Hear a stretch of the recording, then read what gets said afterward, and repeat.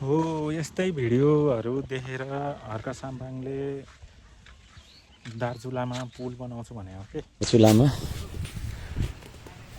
ट्विनमा झुन्डेर school जानुपर्ने, घाँसको भारी ल्याउनु पर्ने, दाउरा ल्याउनु पर्ने हैन, आवत जावत गर्नुपर्ने जुन बाध्यता हो, त्यो बाध्यताको त्यो बिजोग देखेर मैले ट्विनको साटामा झोलुङ्गे पुल बनाउने भनेर भनेको सबैको आँखा पुगेछ।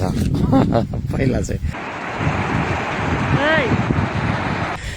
नदेखेर हैन, अनि अहिले आएर चाहिँ नि कताको सिमाना कता पर्छ, कताको के पर्छ भनेर भनिराखेका छन्।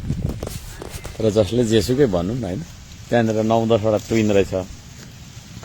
ती ट्विन मध्ये अरू पार्टीहरूको पनि आँखा जलेको भने कुनै एउटा चाहिँ तपाईहरुले पनि बनाउनु नि त हैन।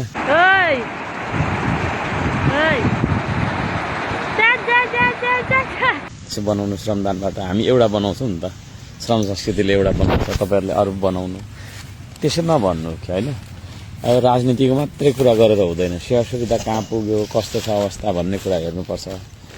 र त्यो बिचरा कसको मन हुँदैन, त्यहाँबाट फुत्त खस्यो भने जिन्दगी चेट। त्यस्तो सानो बच्चाको बाउआमालाई कति पिर होला। त्यति बनाउँछु भनेर पुल बनाउँछु भनेर के भनेको, विरोधीहरूले फेरि चन्दा आतङ्क बन्द गर भन्छ, के भन्छ। त्यो चन्दा हेर जबरजस्ती, त्यो जसले विरोध गरिरहेको त्यसलाई कहिले अहिलेसम्म पैसा हाल, श्रमदान गर्नु पर्यो, पुल बनाउनु पर्यो भनेर कहिले भनेको छ? कसैले भने छैन होला। जसले पैसै हाल्दैन त्यसलाई के मतलब भने, जबरजस्ती त भने छैन नि त। जसले पैसा हाल्छ उसलाई भने हो, आफ्नो इच्छाले सो इच्छाले दिन्छ भने त्यो पाइयो त।